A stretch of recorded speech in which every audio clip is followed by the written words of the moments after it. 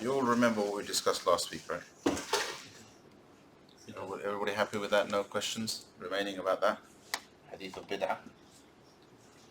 Alright, good. So we have an equally important hadith today, which we sort of touched on last week in the Bid'ah context, but let's inshallah talk about it. So, Bismillah ar-Rahman ar-Rahim, wa sallallahu ta'ala wa sallam ala Sayyidina Muhammad wa ala alihi wa ashabihi ajma'in. Amma ba'd. Al-Hadith al-Sadis. This is the 6th hadith of Imam Nawawi's 40 hadith. عن النعمان بن بشير رضي الله تعالى عنهما قال سمعت رسول الله صلى الله عليه وسلم يقول إن الحلال بين وإن الحرام بين وبينهما أمور مشتبهات لا يعلمهن كثير من الناس فمن اتقى الشبهات استبرأ لدينه وعرضه ومن وقع في الشبهات وقع في الحرام كالراعي يرعى حول الحمى يوشك أن يرتع فيه ألا وإن لكل ملك حمى ألا وإن حمى الله محارمه ألا وإن في الجسد مضغة إذا صلحت صلح الجسد كله وإذا فسدت فسد الجسد كله ألا وهي القلب. رواه البخاري ومسلم. So, we can say that this hadith is about the halal, haram and the ambivalent matters, right? So Abu Abdullah al-Nu'man ibn Bashir radiyallahu anhu said, I heard the Messenger of Allah sallallahu alayhi wasallam saying, the halal is clear and the haram is clear, and in between them are ambivalent matters, unclear, ambivalent, unclear, ambiguous matters, which many people do not know. Many people do not know. Whoever guards himself against ambivalent matters has gone to the utmost limit in seeking to be clear in his deen and his honor. Right? So istabra'a, bit of a difficult sentence to translate, right? So istabra'a li dinihi wa irdih, he is seeking to be clear. Probably it might even be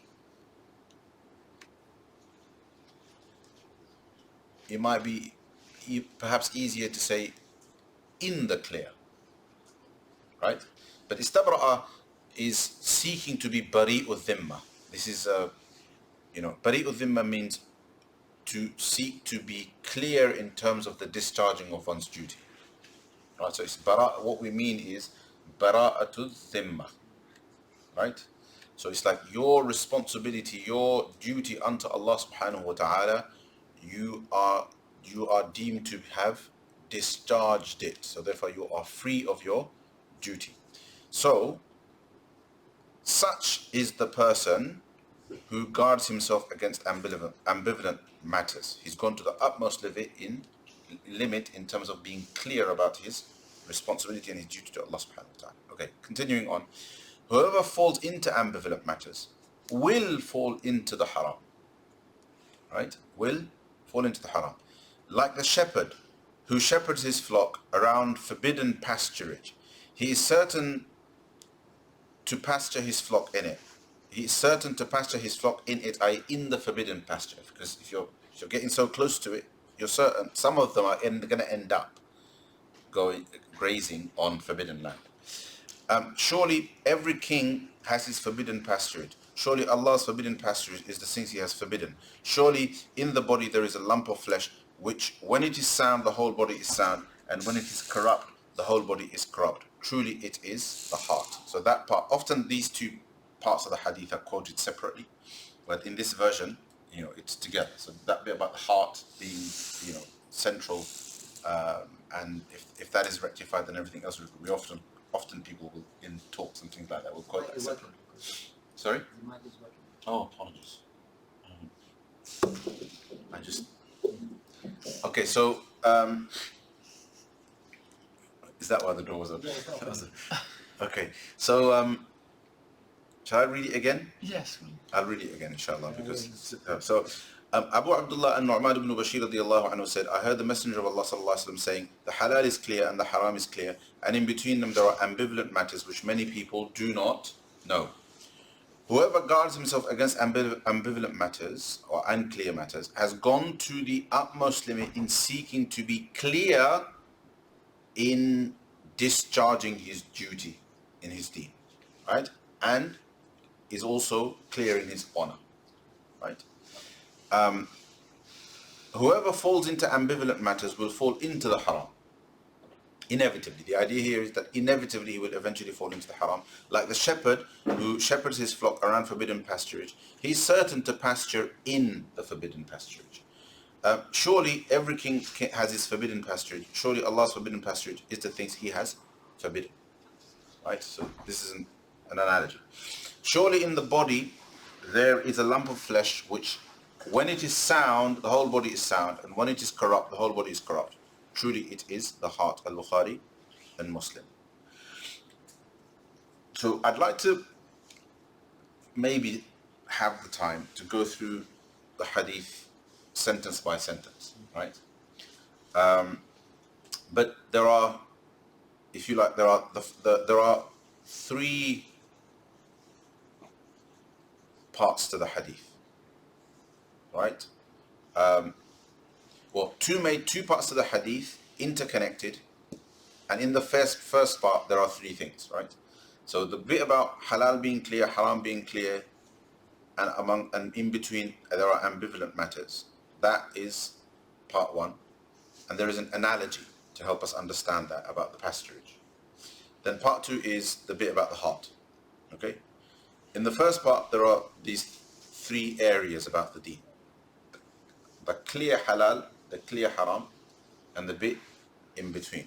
But there are some interesting things to understand in terms of some of the wording here. So I'll try and come back to that. So the first thing is the halal is clear.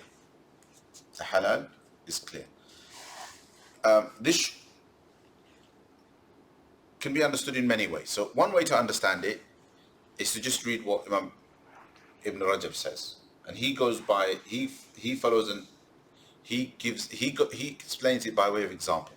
All right. So he says,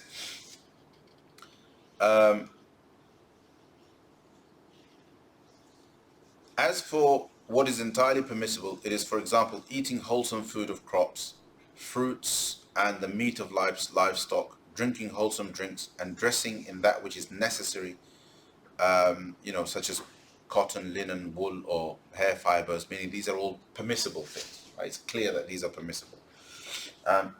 Marriage is permissible when it is, if one has the right, for example, to own slave men and slave women, this is permissible clearly from the Quran. Inheritance is permissible, to inherit wealth from somebody legitimately according to Islamic inheritance. This is permissible. Gifting, taking spoils of jihad, these things are clearly permissible. Now, there are two things to be said about this. One, he's using examples of things that are, of course, permissible in the Sharia, but in a way he's also using examples of things that it could be argued that they have some controversy associated to them from a neutral position, right? So, for example, interestingly, inheritance, the Shari'i boundaries of inheritance is a matter of controversy in Muslim countries, right? So, for example, in Bangladesh, a law has been passed that men and women should receive equal inheritance, right? And Imam Ibn Rajab is using inheritance as an example of that which is clear in the deen. That is clear in the deen, right? Gift, spoils of jihad is an interesting example because the Prophet ﷺ said it's one of the things that was given to him uniquely. No other messenger was given the right to spoils of jihad, right? Similarly, the issue of slaves is extremely controversial since the last, 100 or so years, right? And so on and so forth. So anyway, but these are all things that are clearly that these are examples of things that are clearly halal, al-halalu bayyin, that fall within the category of things that are clearly halal, among many other things. On top of that, there is the principle that I discussed last week, which is al-aslu fil ashya' al-ibaha, that the original position in any matter is that it should be deemed permissible unless there is evidence of prohibition. Permissible unless there is evidence of prohibition. Obviously, this is something for scholars to judge. So if scholars were to investigate a matter that was new and they found that they found no evidence of prohibition, right? Then there is no more reason to be cautious about that matter. It retains its default. The default position remains, i.e. it is permissible. Does that make sense? To say something is impermissible, evidence is required, and you can as a basis of that principle, you can use this verse of the Quran as evidence. For example, when Allah subhanahu wa ta'ala admonishes the Prophet sallallahu alaihi wasallam, Ya ayyuhan nabiyyu lima tuharrimu ma ahalla Allahu lak. Messenger of Allah, why do you make haram on yourself that which is halal for you, right? And there is another place as well. And generally, it is understood based on these verses that both making the haram halal is impermissible, is forbidden, and making the halal haram is forbidden, right? Both are forbidden things for us to do, right? There's a whole kind of Pandora's box of issues associated with this simple concept, right? So, for example, how strict can a mufti be in his fatwa, right? If there is evidence, if there is evidence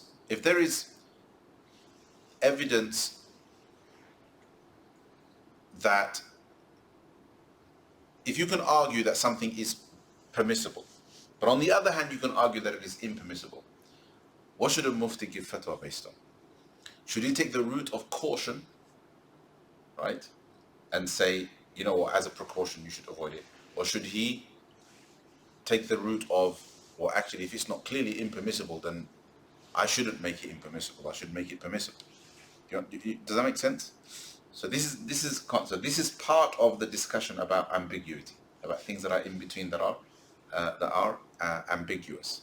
But what is clear principally, though, is that it's both impermissible to make the halal haram, as well as to make the haram halal. Both are impermissible. Okay. So these are examples of the permissible, but there is more, including the general rule that all things are permissible unless there is evidence of prohibition. Okay. That which is entirely forbidden, examples of that. That which is entirely forbidden, eating the meat of animals which have died by some other means than by halal slaughter. We know this is categorically haram. There's no difference of opinion about this. Pork, drinking wine, marriage to those to whom marriage is forbidden, men wearing silk clothing, and, for example, earning by haram means, such as through usury, gambling, and consuming the price of something which is not halal to sell, such as selling wine, and then buying halal food to eat with the money, taking property forcefully by stealing it, expropriating it, i.e. ghasab, forcefully taking something that is not yours, right? Or by deception, right? So fraudulently, deception. So the most common example of that, in our societies is fraud, like consuming wealth through fraud. Okay, so these are two things. The things that are examples of things that are clearly halal, example of things that are clearly haram. Of the two, the Quran's attitude is that when it speaks about the haram, it uses the following wording, especially and this is in the context of food, but the wording is very, very interesting. Allah subhanahu wa ta'ala says, قُلْ لَا أَجِدُ فِي مَا أُوحِيَ إِلَيَّ مُحَرَّمًا عَلَى طَاعِمٍ يَطْعَمُهُ إِلَّا. That bit of wording is quite significant. Say, Messenger of Allah, I do not find in all that has been revealed to me anything prohibited, right, for a person to consume, to eat. عَلَى طَاعِمٍ يَطْعَمُهُ. I do not find in what has been revealed to me anything prohibited for a person to eat, illa, unless it is the following things. Illa an yakuna maytatan, unless it is a dead body, aw daman masfuhan, it is flowing blood, aw lahma khinzirin, it is the meat of swine, pork, aw lahma khinzirin أو رجس أو فسقا أهل لغير, and so on. And so there's a whole kind of list of things. But the wording is interesting in the sense that the Prophet Allah subhanahu wa ta'ala uses wording to suggest the previous rule, that actually generally things are permissible, right? And the things that are prohibited are few. And so the Prophet, that Allah subhanahu wa ta'ala uses the wording, I do not find in all that has been revealed to me things that are prohibited to eat except for the following. I.e., that which is permissible is therefore more than that which is impermissible. That which is impermissible is limited. That makes sense? And you probably experience that quite comfortably and quite easily. If we would experience that if we lived in a Muslim land that had Islamic laws implemented. You know, you not worry too much about halal and haram food, right? So anyway, so that's quite an important thing to add to this conversation, right? The next list, again by example, is those that are ambiguous. Okay, and this is where it gets complicated. If anything, this is where you have the most detail actually to discuss under this hadith. So Imam Ibn Rajab says, as for those things which are ambiguous or ambivalent, they are, for example, eating those things about which there is disagreement as to whether they are halal or haram. Right? Either from corporeal things such as horses, mules, and donkeys, lizards, drinking those things about which there is disagreement as to whether they are forbidden, such as the nabidh drinks, of which large amounts make one intoxicated, dressing in those things about whose permissibility there is disagreement, such as the skins of certain wild animals and the like, or from earnings about which there is disagreement, such as al-'ina and al-tawarruq, two forms of forbidden earning, about which there is difference of opinion.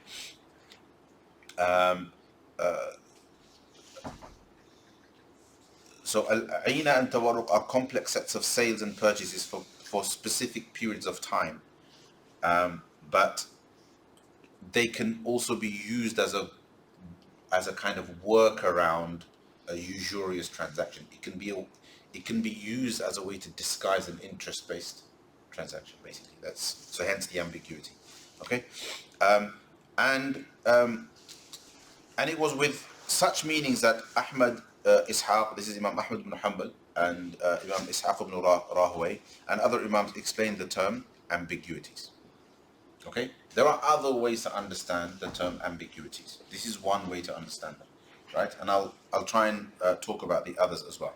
Okay, there is another way to discuss all three of these categories. So I want to start by talking about that, and then I want to come on to talking at length about ambiguities. Okay, so another way to talk about that which is halal and that which is clearly halal and that which is clearly haram, right? Al-halalu bayyin wal-haramu bayyin. Is that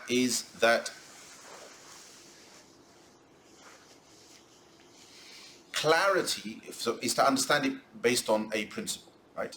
And the principle is that clarity about a matter of sharia comes from a clear, unambiguous text of the Quran, primarily the Quran, or a clear, unambiguous text of a hadith of the highest authority. That bit's a little bit vague, but you know, I've said the hadith of the highest authority because there's a bit of detail in it, right? It's, you know, sometimes people say a mass transmitted hadith, a hadith mutawatir, but it's not exclusively a hadith mutawatir. So we would say hadith that are of the highest authority, to deliberately keep it somewhat vague. So if there is a text, a clear verse of the Quran about the permissibility of something, a clear verse of the Quran, a clear text of a hadith of the highest authority about the permissibility of something, right? Then that is permissible, regardless of whether it is in this list of examples or not. That's the rule. Does that make sense? Right? Then the haram is that for which there is a clear, unambiguous text in the Quran and text in the most authentic hadith of the Sunnah, right? Stating that something is prohibited. Does that make sense? There are some caveats to this. When we say clear and unambiguous, what we mean is that it is clear in terms of the wording of the text that we are talking about, that we are dealing with, but it is also clear in that there is no contradicting text. It is also clear in that there is no contradicting text, because even if an individual text is very, very clear, a particular text is very, very clear, right? There may be a degree of ambiguity or complexity that is added to it because there is another text talking about the same thing in a different way. I'll give you an example. This is not an exactly accurate example, but it's one that comes to my mind straight away. Allah subhanahu wa ta'ala says, وَطَعَامُ الَّذِينَ أُوتُوا الْكِتَابَ حِلٌّ لَكُمْ, right? الْيَوْمُ أُحِلَّ لَكُمُ الطَّيِّبَاتِ. Today, wholesome things have been made permissible for you, have been made halal for you. So this verse is clearly about the halal. The wholesome things have been made halal to you. وَطَعَامُ الَّذِينَ أُوتُوا الْكِتَابَ حِلٌّ لَكُمْ. And the food of the people of the book is halal. And the ulama agree that the food over here is slaughtered food. Because if a person of the book offers you dates, there's no question that that's permissible.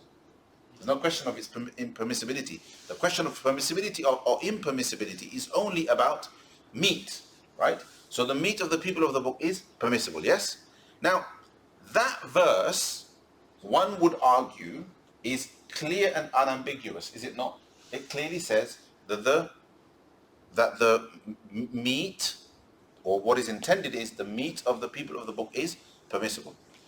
However, that verse ends up becoming complex because there's other verses about meat, right? And in those verses there are prohibitions, and one specific prohibition is لا تأكلوا مما لم يذكر اسم الله عليه وإنه لفسق, right?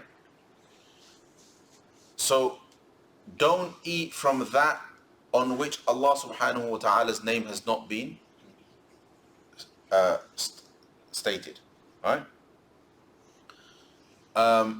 So, and ulama have understood this in various ways, but suddenly there is a bit of a complexity over here. On the one hand, the food of the people of the book is permissible, but on the other hand, don't eat the meat upon which Allah subhanahu wa ta'ala's name has not been taken, right? So here, it's no longer as simple as this is a clear and unambiguous text.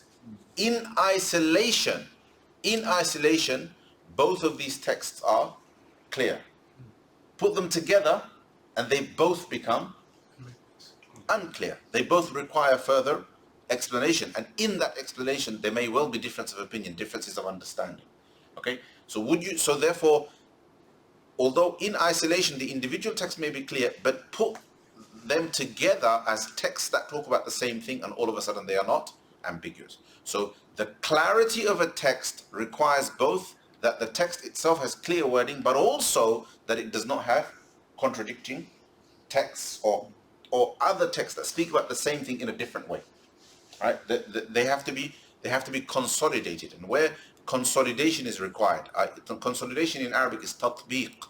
We have to figure out what exactly, which angle each one is coming from to see if there is a way to understand both of them together legitimately, right? And we would seek evidence for that. It may be that we will seek evidence in the Hadith, we'll seek evidence in the statements of the Sahaba to try to understand it. But suddenly, it is not clear, categoric as we might have expect or initially assumed. Does this make sense? So the rule, therefore, is to be understood properly. That where there is clear, unambiguous textual evidence, or there is a text of something being prohibited and haram, right? Then that is haram, okay? But provided that there is no contradictory text. The same is true of the things that are clearly and categorically halal, right? So that is. The only difference, however, is that it is understood that halal is the default about all things about which there is no text. If there is no text of prohibition about something, so all of the things that are in between, and all the things that are in between about which there is no prohibition, right? Those things do not fall in the ambiguous. They are not ambiguous. They are not ambivalent matters. They are just permissible. They are just permissible, even though nothing has been said about them in the Quran. They fall under the general principles of permissibility, right? The Quran is silent about driving a car, for example. The Quran is silent about any number of things, about performing salah on lush carpets. Actually, the Sunnah isn't entirely silent about that, but there's so many things, right? You know, the particular fabrics that we wear today, not all of them were available before. You know, are they permissible? Are they not permissible? Etc.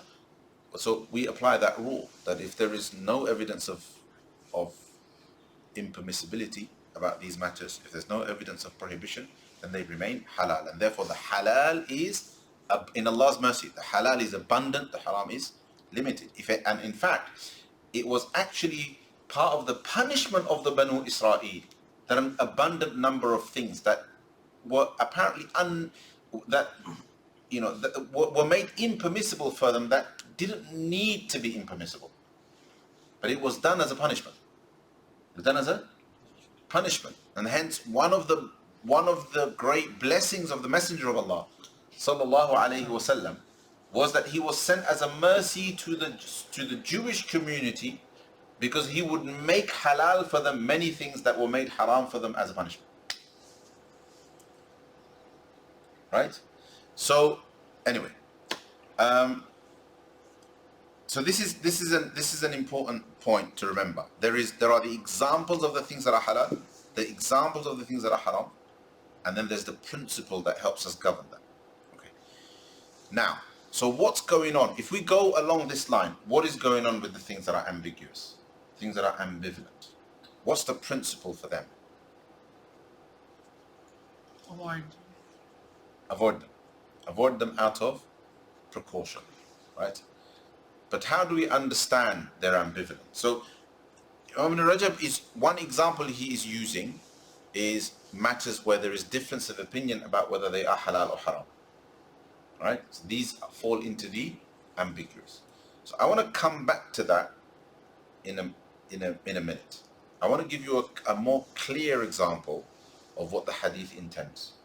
A more clear example of the hadith intends is things that in your judgment are ambiguous. You have a clear understanding of a matter that's halal or haram. You know something is halal, you know the halal of a matter, you know the haram of a matter. But in a particular moment, right, facing a particular scenario, you are not sure if in this instance, if this particular example of something is halal or haram. There's no difference of opinion among ulama. You're just unsure about this one particular matter. Do you understand?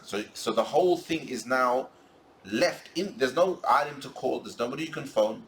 It's left to you to make a judgment. Do you understand? About that particular matter. For example, you think of an example? This is not a matter of difference of opinion among scholars. Probably just say like if you're in a restaurant or something and you know, like you said, and you sell alcohol or foods that contain alcohol, and then obviously, like you said, no ulama would say that prohibition, but because you might think, oh well, I'm not drinking it or thinking about selling it. Would that fall under something? No, because that's categorically prohibited. Oh, okay. 10 types of people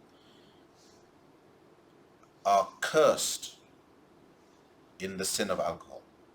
10 types of people, right? The Prophet ﷺ uses the word cursed. Do you understand? لَعَنَ اللَّهُ al-khamra. Allah has cursed alcohol. And then he mentions 10 categories of people. Right? I'll try and remember all of them. the one who drinks it, the one who offers it as drink, i.e. the one who gives it as a drink, the one who drinks it, the one who gives it as a drink, the one who prepares, squeezes it, i.e. manufactures it, makes it, right? عاصرها ومعتصرها, the one who makes it, the one who orders it to be made, right? The one who carries it, the one who just carries it, the one who carries it, the one who وآكل ثمنها, the one who consumes its price, the one who consumes its price, the one who it is carried to, the carrier and the one who it's carried to. For example, nowadays it could be a complicated situation. For example, in supermarkets, you work in a supermarket. Do you understand? Can you carry an alcohol bottle? Do you understand? From the shelf to the customer as part of your customer service. What Hadith is. Do you understand? And I know many Muslim brothers who've gone for a Tesco job and they've said, I'm happy to take the job. I'll work extra hard in other areas, but don't put me here. Do you understand? So ulama have struggled with both the necessity of employment for certain people and these types of complications, right?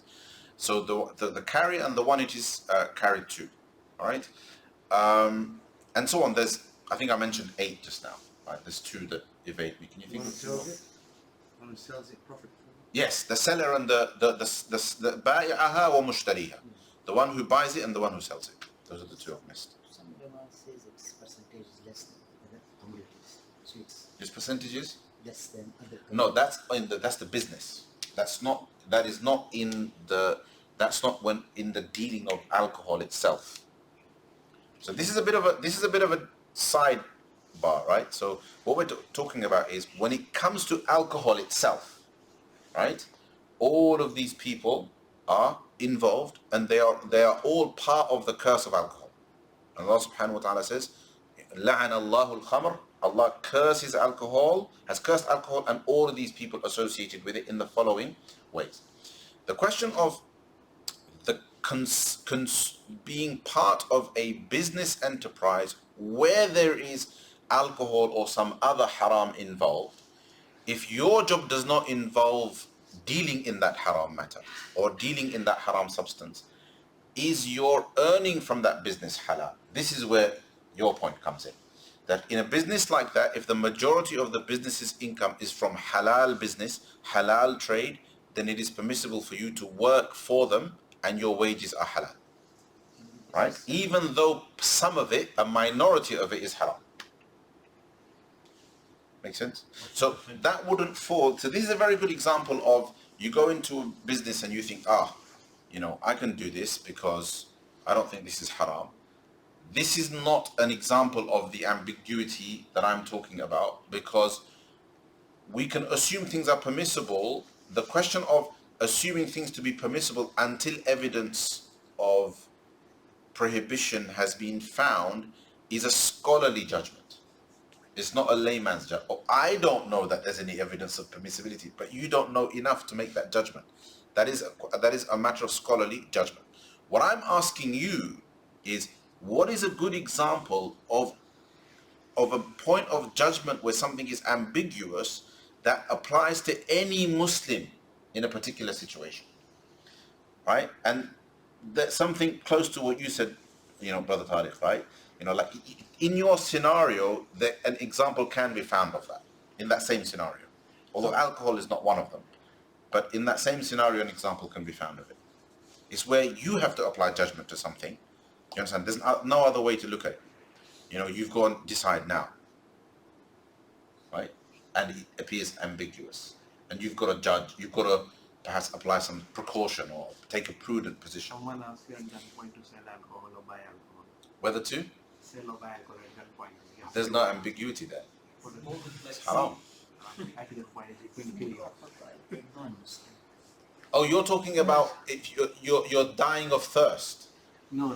Someone at a gunpoint tells you that you don't do it, I'll kill you, right? Oh, okay. You don't pick up that bottle. Well, that's clearly permissible. How about Do you understand the example? Somebody puts a gun to your head and says, if you don't drink this bottle of wine, I'm going to shoot you. If the threat is probable, it doesn't even have to be certainty. If the threat is probable, there's a likelihood that this guy might do it. You've got no reason to believe that the guy won't do it. Then it is clearly permissible for you to do that. So that is an example of something that is not ambiguous but clearly halal, right? Any food items offered by non-Muslim. Any food items offered by non-Muslim. non-Muslim. No, the opposite is true. Funeral procession. Sorry? Non-Muslim. The Funeral. Burial services. oh, the funeral procession of a non-Muslim. Well, to be honest, broadly speaking, there's quite a lot of clarity in that. The only ambiguity is about how you apply it. There is a prohibition. There's prohibition to it. The only ambiguity is that contemporary ulama have struggled with how Muslims are supposed to act on that prohibition and deal with social cohesion challenges in the West. Right? Okay, so I'll give you examples. Right? Can So, I take the example? go on. So if you're told that it's halal meat, but you are not sure that it's halal. You are not sure that it is Halal. halal. So I mean, yeah. yeah. So this could be a good example, right? The example here really is that you know the parameters of halal and haram. You know that if the animal is slaughtered correctly, it is halal. If it is slaughtered incorrectly, it is haram. If it is dead, it is haram. If it is clearly the slaughter of a Ahlul Kitab, if it's Ahlul Kitab, then it is permissible. If it's Muslim, it is permissible. If it is a dead animal, if it's not slaughtered by Ahlul Kitab, then it is you know those parameters clearly. However, in the case of this particular person who is telling you that the meat is halal, right? It is ambiguous to you because you have no reason to trust this person. You cannot trust this particular source, right? Because the industry is, it's become too well known that people are unscrupulous in this matter. What do you do? Right?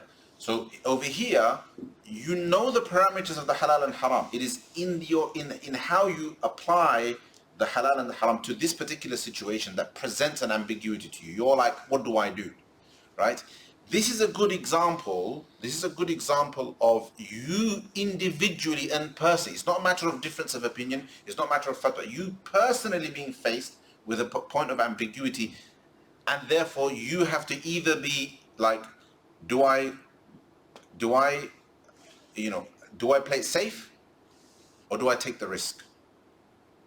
And the hadith is presenting us those two choices. It's saying, that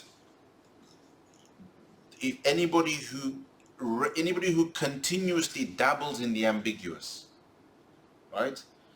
Anybody who avoids the ambiguous, their religiosity is always in the clean. They're always clear. But anybody who dabbles in the ambiguous too much will eventually end up committing haram. If you take that risk today, then about whether something is usurious or not, you take the risk again. And then about another matter, you take the risk again. And you just fall into this habit of always kind of, if there's a dubious matter, you kind of, it could be halal, let's go for it. It could be permissible, let's go for it. Or some people, I'm not even talking about difference of opinion, so I'm not going to use that example. But it could be, you always risk in favor of the haram, right? And you're rarely precautious. What the hadith is saying, that if somebody becomes like that, then they are certainly going to. In fact, even if you do it once, you may do. But if you, and here the analogy comes in. If your animals are always grazing around forbidden pasture, around somebody else's land, and you allow that, and you don't allow a buffer, there's no buffer, then inevitably they're going to end up in there. One of them is going to end up in there. So there are. What I'm struggling to explain today for some reason, but when there is a matter of ambiguity that is not about differences of opinion about scholars, but about personal scrupulousness in your individual judgment of a situation. Over there, the hadith, those situations are a clear example of where the hadith applies. Does that make sense? Because it's about your personal scrupulousness. There is no fatwa that can help you in that moment. You're either going to be cautious or you're going to take the risk. You're either going to create a buffer around the forbidden pasture, or you're going to fall into kind of that area. Second point that is clear from the analogy is that there is also a habit factor here. Once in a while you took a risk, the probability, because there is a kind of there is an issue of probability here. The probability of that one time being haram, right? Actually being haram is 50-50, right? But if you're regularly doing that, then the probability of then you falling into haram becomes certain, right? And the kind of the pasture issue is an interesting example, because a shepherd is shepherding multiple animals, so the risk is multiplied with each animal. Does that make sense? Right.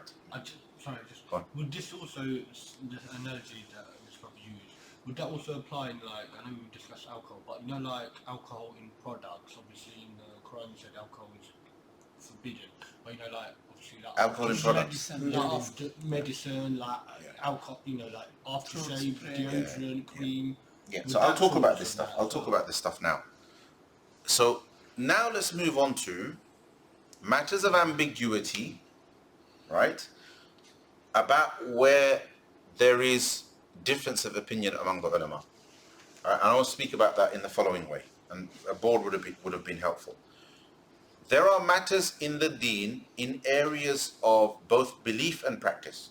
In both belief and practice that are categoric and clear. And one of the signs that they are categoric and clear is that there is no difference of opinion in them. Does that make sense? All of the ulama agree on them. All right? That is true of permissible things. That is true of things that are obligatory upon us, and that is true of things that are forbidden to us. Let's look at the forbidden right now, because the forbidden is where this hadith and the analogy in the hadith applies, right? The first example of where I applied the hadith of personal situations where you are the mubtala, you are the one facing a decision to make because of an ambiguity in that individual situation, and it requires your personal judgment over their precaution, right? Over there I would say it is a more exact example of what the hadith is talking about, and over here precaution should be one's habit. But this does not apply equally where it's a matter of difference of opinion among ulama, right? Particularly established difference of opinion. Why? Because if we said that in every matter of difference of opinion, the layperson has to be careful, then first of all, it would be impossible for the layperson to practice that, because a layperson, in order to be cautious, would have to know all of the opinions of all of the scholars. Number one, right? So that's the first problem.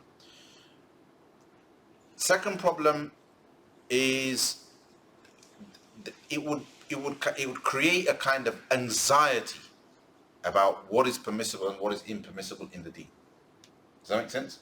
So where there is a matter of difference of opinion, right? For ordinary Muslims, it is widely understood that if they have followed the opinion of a school of jurisprudence, or the opinion even of an individual scholar, then they are in the clear, right? Provided that the opinion that they have followed is not universally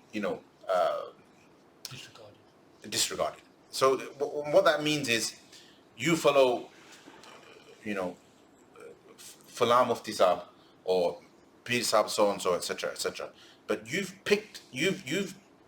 taken this person as an authority in your life with no regard for his qualifications, for his background, for the legitimacy of his views, etc., etc. And he's just telling you nonsense, and you're just following it. You understand? The guy is, and they say. So then, the question then is, on what basis do we trust scholarship? We trust scholarship based on trust in a person's knowledge and trust in a person's piety, i.e., that they are people who are pious and cautious about their religion, right? They're not unscrupulous people; they're scrupulous people. The problem is, what about knowledge? How do you trust people's knowledge? And the answer to that is that they're actually, so on the surface of it, that's a difficult question. On what basis do you trust?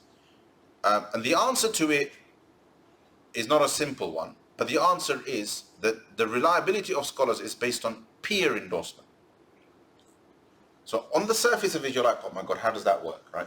You know, like when ulama consider, it's the judgment of scholars that lends credibility to a scholar. Does that make sense?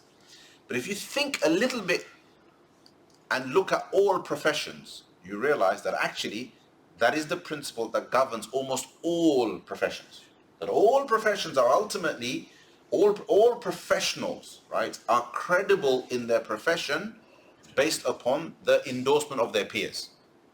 Do you understand? It is a guild of peers, right? It is the peers that, do you understand? It's their reputation among their peers. And that's basically what certification is based on.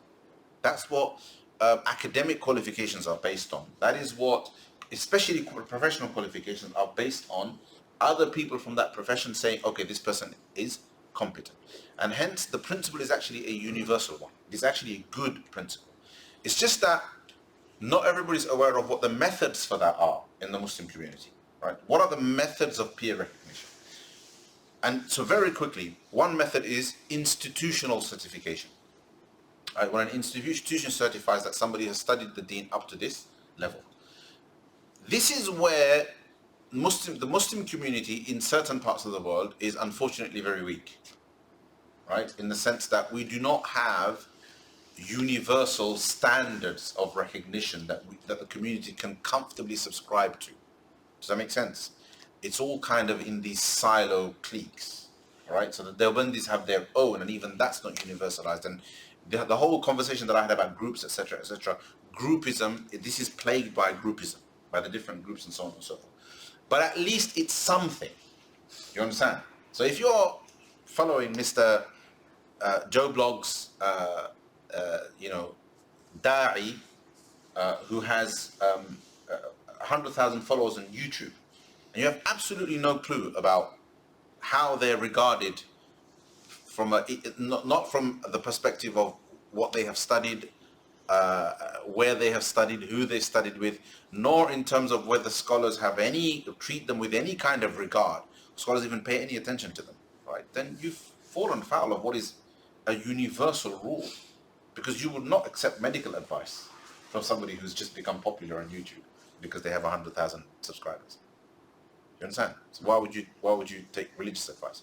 With that principle, you get that, right? Yeah. With that principle established, now we can go into talking about difference of opinion among scholars. Difference of opinion among scholars is madahib, so established schools. That's a clear example. A person is doing that, they're in the clear. Secondly, even if they follow an individual scholar who advises them about a particular matter, then the layperson is in the clear, provided that it's a credentialed scholar. Okay? That bit's clear? Having said that, the principle outlined in this hadith is hardwired into Islamic jurisprudence in many instances. Not always, but in many cases, the fuqaha kind of try to think ahead. They kind of foresee where this principle, this hadith, might come into play, and they advise accordingly. And I'm going to give you a few good examples of this. These are really important examples. For example, if you do wudu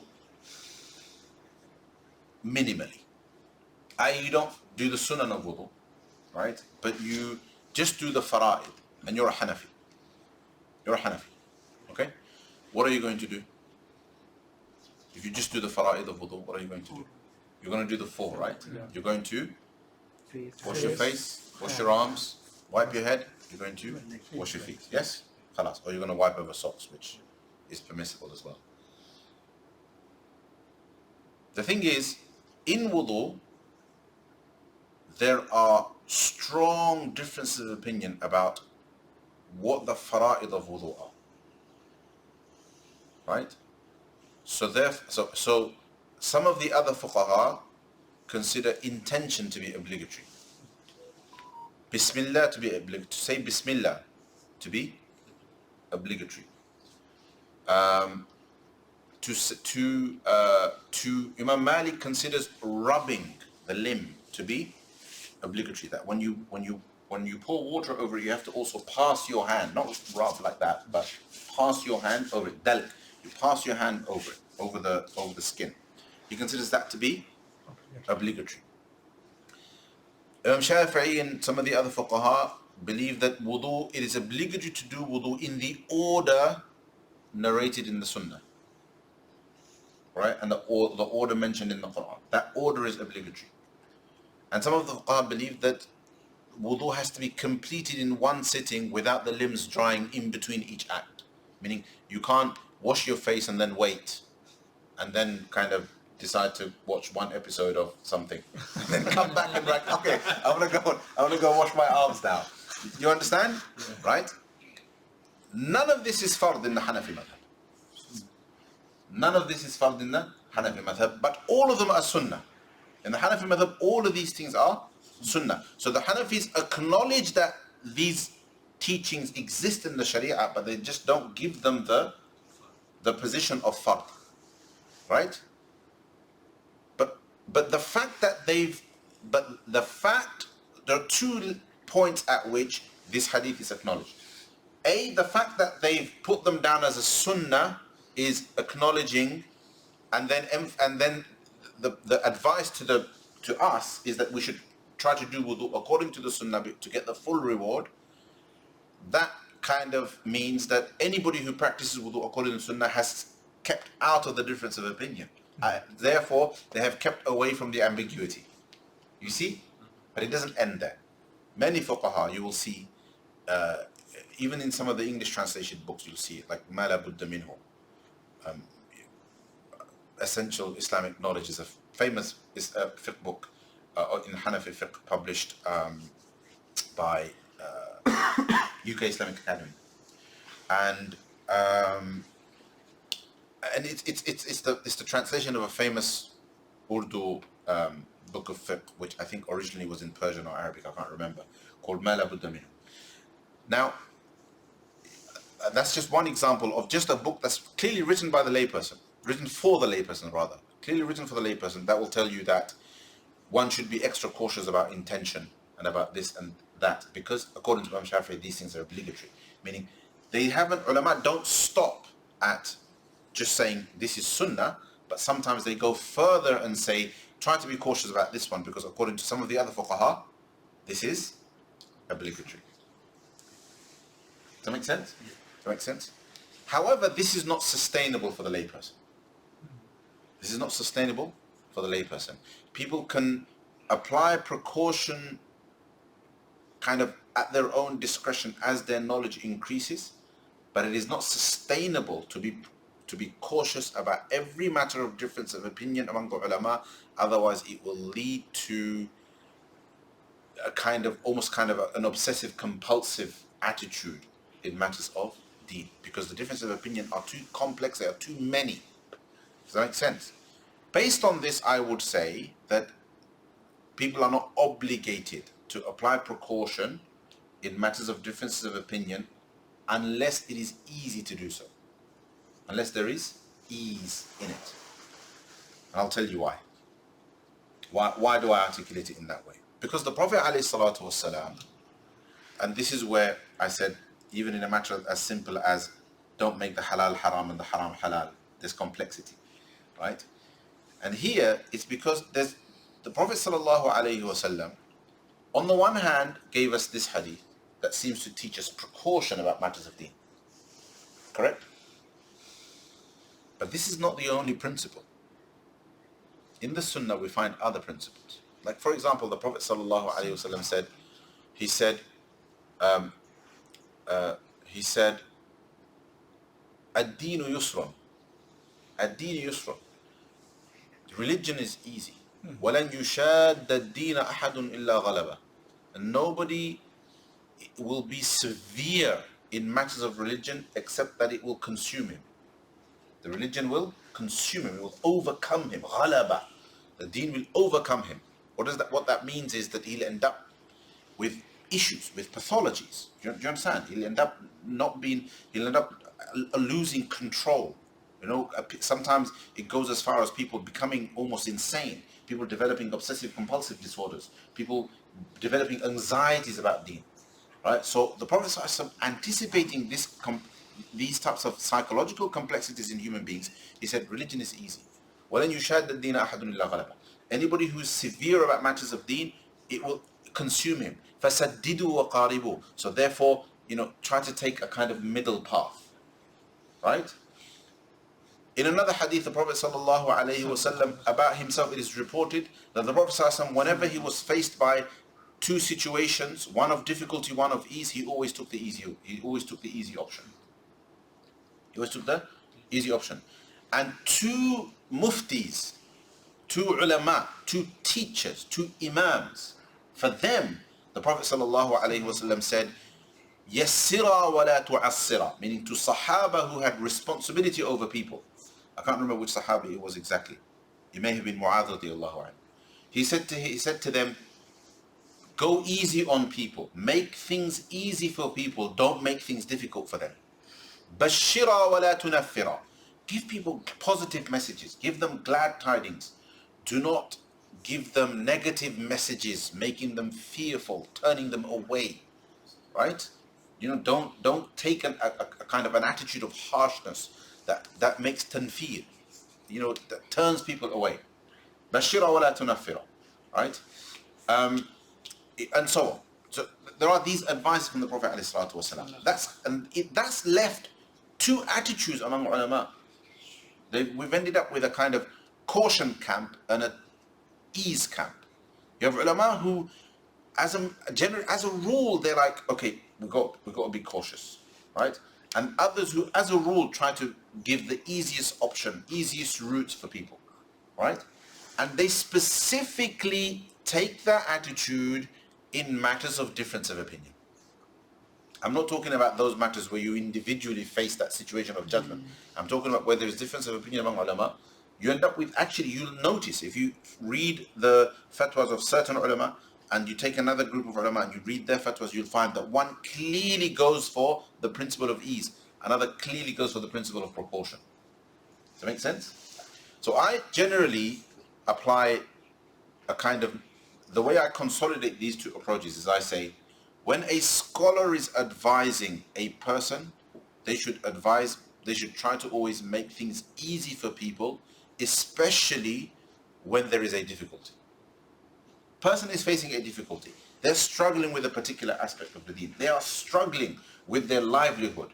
They're struggling with making their business work. They are struggling with their job. They're struggling to find a job. It's taken them 5 years of job hunting and of poverty before they found this job. And it turns out that in this job, there is an ambiguity. There is an ambiguity. Is it permissible? Isn't it permissible?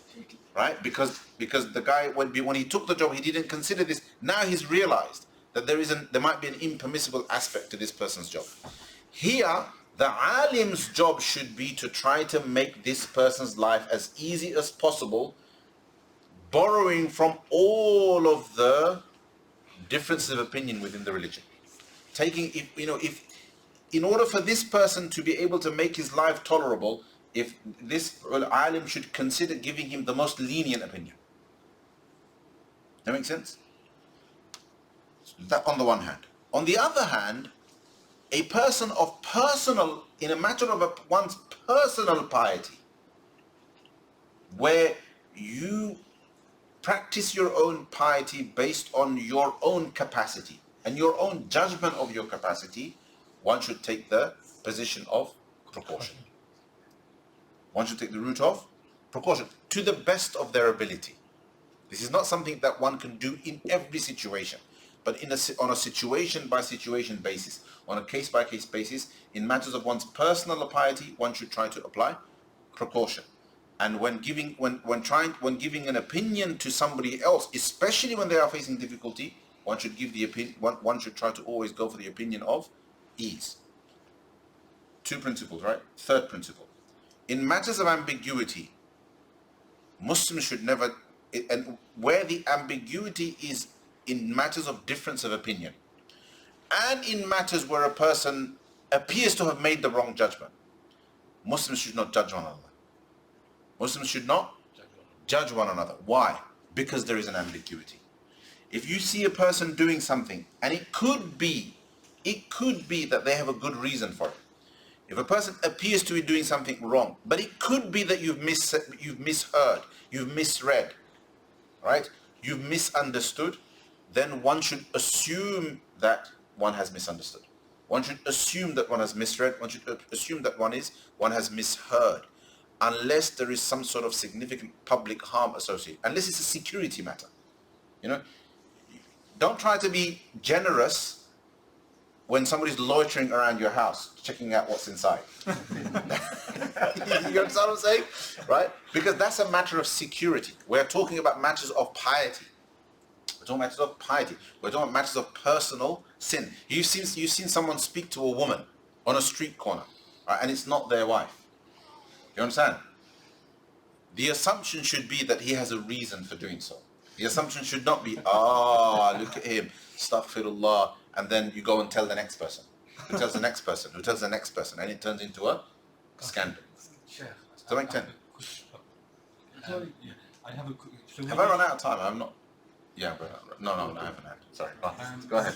So when you said about take precaution in the personal situation and take the ease in obviously where there's a No, ease is for the scholars. When scholars give judgment about other people, they should give judgment based on ease when people are facing difficulty. So my question to you is, so I know obviously in certain mazhabs, I think I asked you this before about doing wudu over socks. I think, I don't know, thinking. But obviously for me, let's say for my ease, although I follow the Hanafi mazhab, which might have a stricter opinion over not doing that, but another mazhab might do that. If I follow the easy option of me just putting water over my socks and doing wudu, would that, I don't know. So I'll use this example to apply both principles.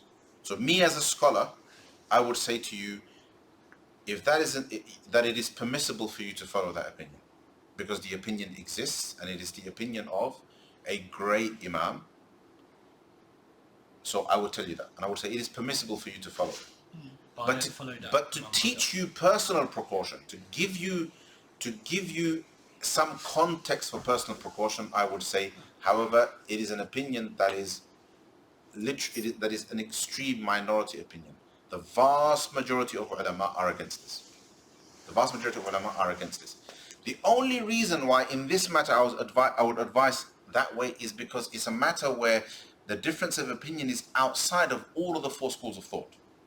You understand? Imam Taymiyyah rahmatullahi alayhi is the only classical scholar who has said that you can wipe over any sock. Do you understand? Despite this, and by the way, most scholars would tell you that, they would fall in either camp. Yeah, this is fine, do it. Or they would be like, no, definitely don't do it. None of the schools kind of practice it, right? My advice would be, if you are aware that this is a legitimate opinion of a scholar, then it is permissible for you to do so, right? However, just keep in mind that it is the opinion of the majority of the scholars is against it. Do you understand? But what if it's like you said, but let's say you follow the Hanafi mazhab and let's say that it's following the Shafi'i mazhab or whatever. But can you do that where you follow pretty much? On certain matters, yeah. I mean, on certain matters, it is. But again, my advice would both take into consideration the permissibility of the layperson to follow a legitimate opinion of a alim, right?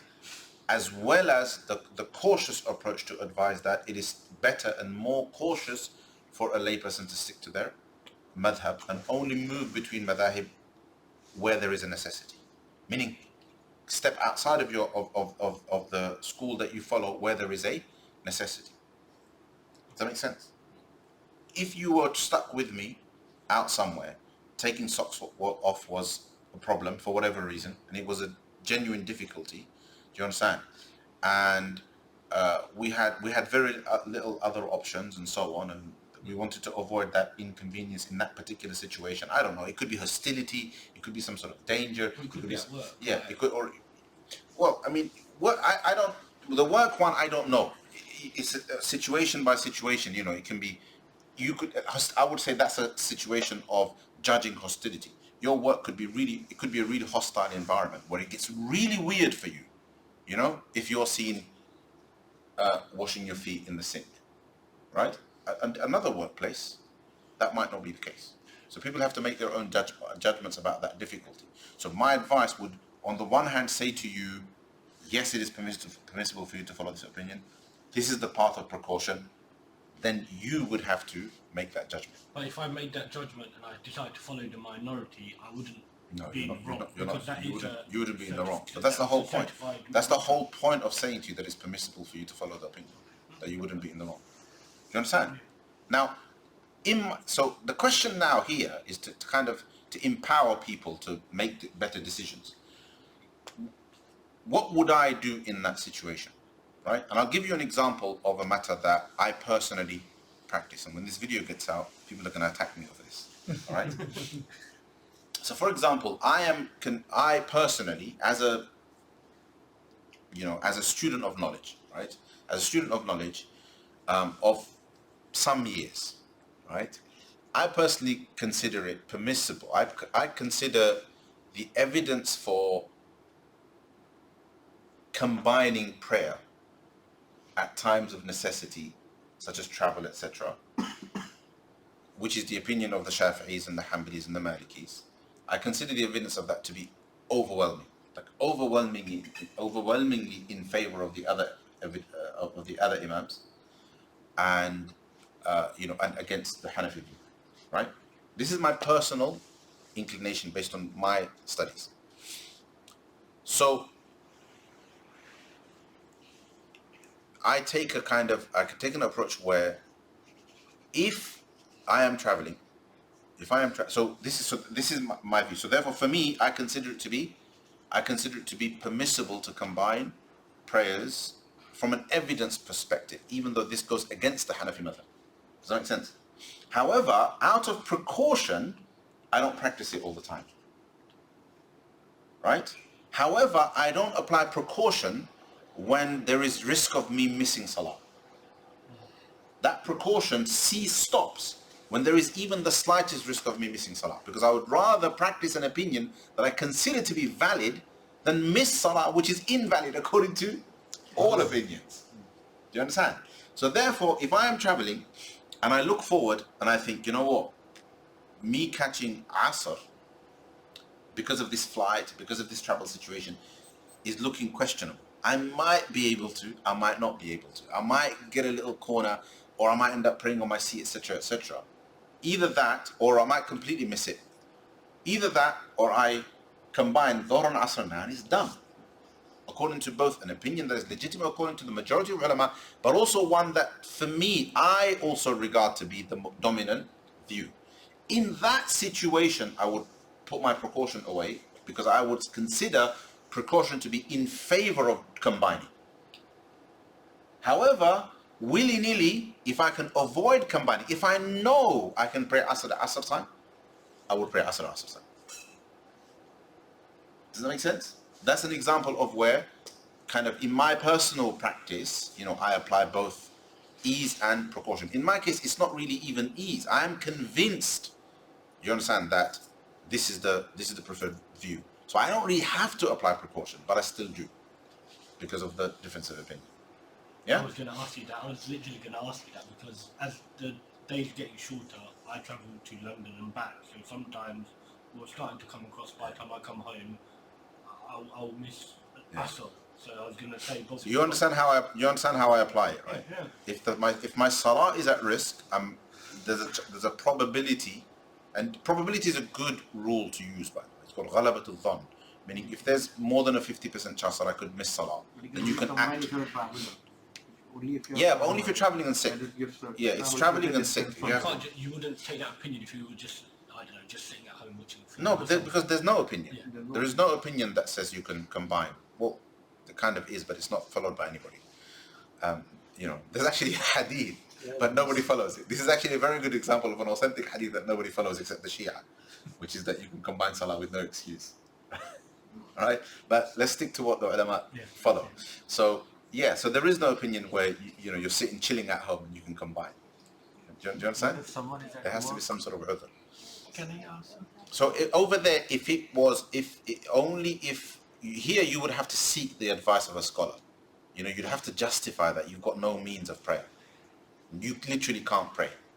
You know, it can't be because I feel I'm a little bit embarrassed to ask my boss for a break. That's not a good enough reason. But you've done everything in your power, or your job, you're a surgeon. For example, just remember that example because of your uniform, right? You're a surgeon. What are you going to do? Put down your scalpel because it's Asr time? Do you understand? So these are examples of where even beyond travel and beyond sickness, necessity would justify combining. Do you understand? And I would, without a blink, say somebody like that, if Asr time is going to fall while you're in a 7-hour operation, you definitely combine. You understand? And where combination is permissible, by the way, taqdeem and ta'khir is permissible. That means you can combine Dhuhr and Asr in Dhuhr time, or combine Dhuhr and Asr in Asr time. Whichever one works. Does that make sense? Now, Hanafis, and some Hanafi ulama actually do this, they tell you this, that if a Hanafi does practice combination, then it is more precautious to combine in the later time. As in Asr To pray Dhuhr and Asr in the Asr time than to pray Dhuhr and Asr in the Dhuhr time. And sometimes I practice that too. If I am certain that I can pray at Asr time, then rather than pray at Dhuhr time, I would pray at Asr time. Why? Because in the Hanafi madhab, there's no salah before the time of that salah. Does that make sense? There's no salah before the time of that salah. wouldn't then be, well, yeah. No, I mean it's you understand? It's just I'm just giving you examples of these layers of precaution in matters of difference of opinion. The layperson isn't obligated to do any of that. However, the layperson is obligated to follow scholars because that's all they have available to them. Do you understand? There is no other recourse, right? There is either the path of obedience and taqleed, or the path of knowledge.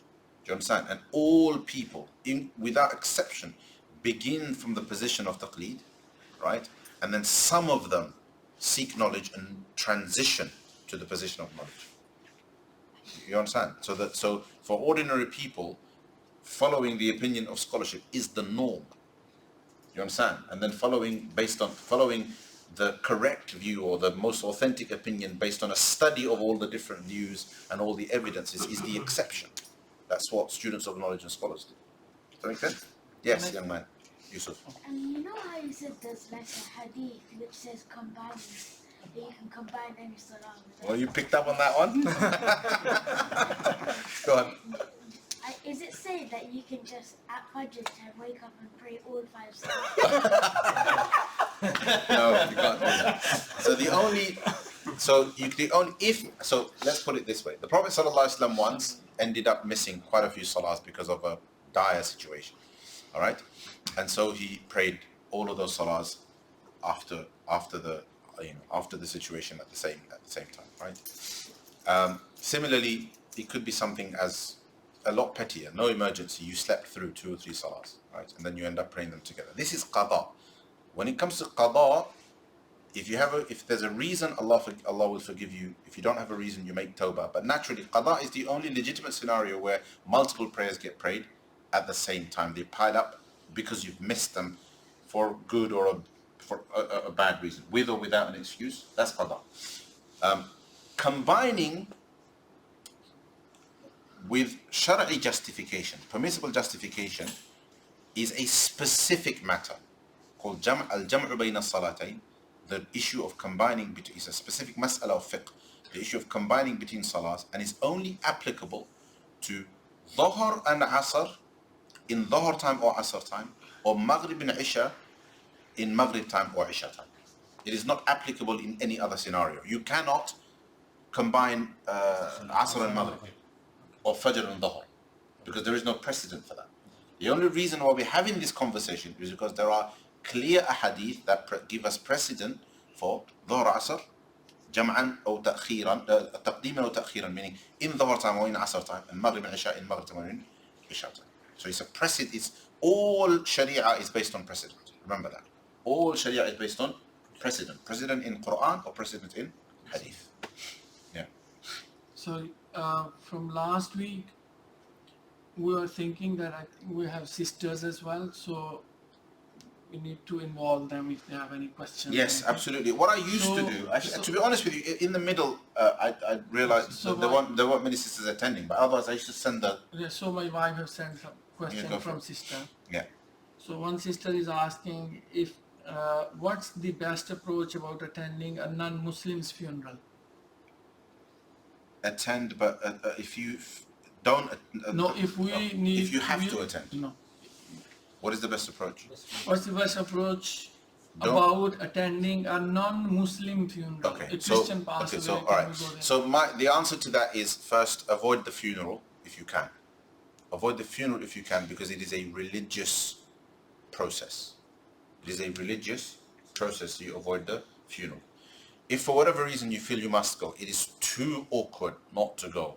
It's a neighbor. It's people, somebody you have a long-standing relationship with. It will be seen as really, really bad. Then go, but do not participate in any rituals. Just witness the funeral. Do you understand? And offer your condolences and so on and so forth. So avoid as best you can. Go if it cannot be avoided, but avoid any ritual participation and only offer condolences. Do not make dua for mercy. It's not permissible. Do not make dua for mercy. Do not make dua for forgiveness. Do not express sentiments of that nature. Does that make sense? Just offer condolences. Okay? Thank you. Make sense? Okay, inshallah. Why? Why do we have to do that? It appears a bit insensitive, etc., etc. It's just because there are prohibitions associated with it. You understand? That are textual in nature, which is why we're precautious. It's not about not feeling sympathy. In fact, the greatest pain that a Muslim should feel is that somebody has passed away without iman. Somebody has passed away without iman. It should make us weep and cry and feel sadness, and we should feel sadness.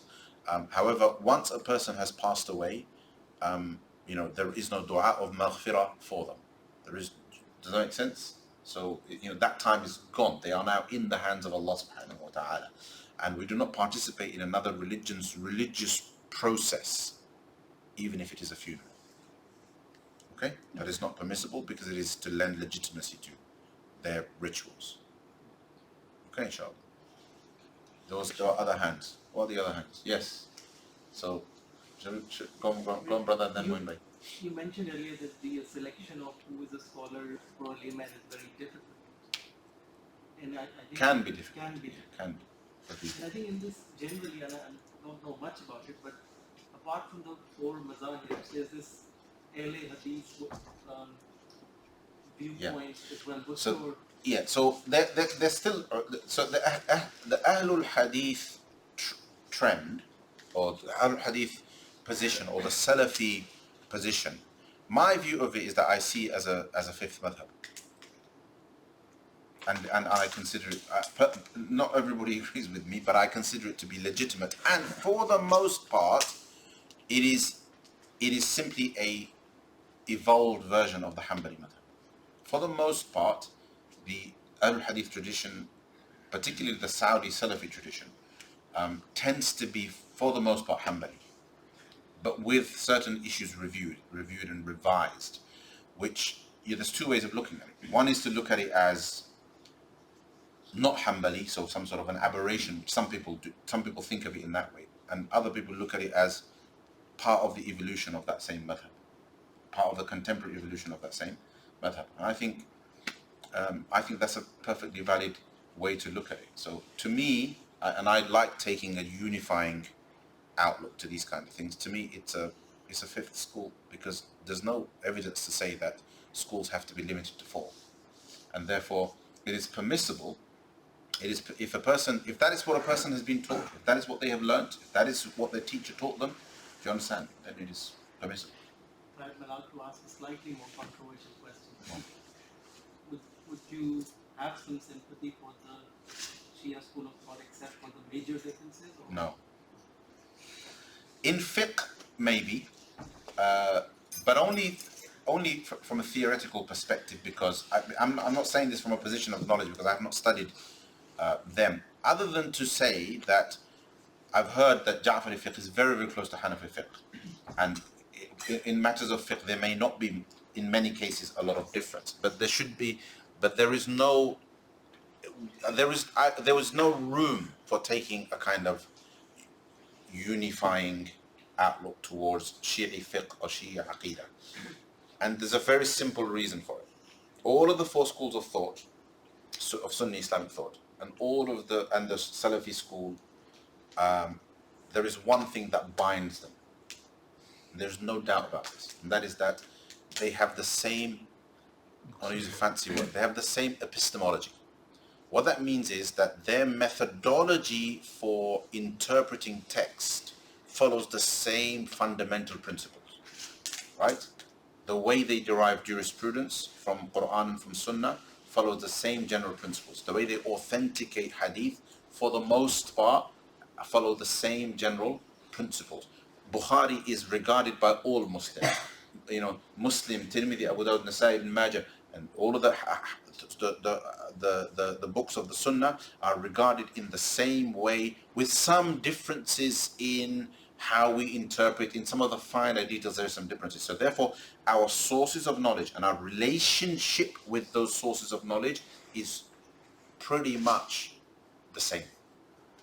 The difference is in interpretation. This is completely different with the Shi'i school, right? The textual sources, who and what is a legitimate source, and what is the legitimate method of interpretation is all different. And for me, that is too big, right? So therefore, I would definitely not take a unifying approach when it comes to the Shi'i school, right? But with all of the Sunni schools, I would. My only concern about some of the Sunni schools, some more than others, is when they take a kind of policing and refutational approach, right? Where their attitude is to say all of the ummah, or the majority of the ummah, or everybody is deviant and everybody is fasiq and everybody is this, or even going as far as calling people kafir. That's when for me, those are the areas of concern as far as groups are concerned. Okay? And these are areas of ambiguity then. Anyway, Jazakumullah khairan. I hope that was beneficial. You're going to ask more questions next time. I think we're out of time. Okay, inshallah. Jazakumullah khairan. Jazakallah khair.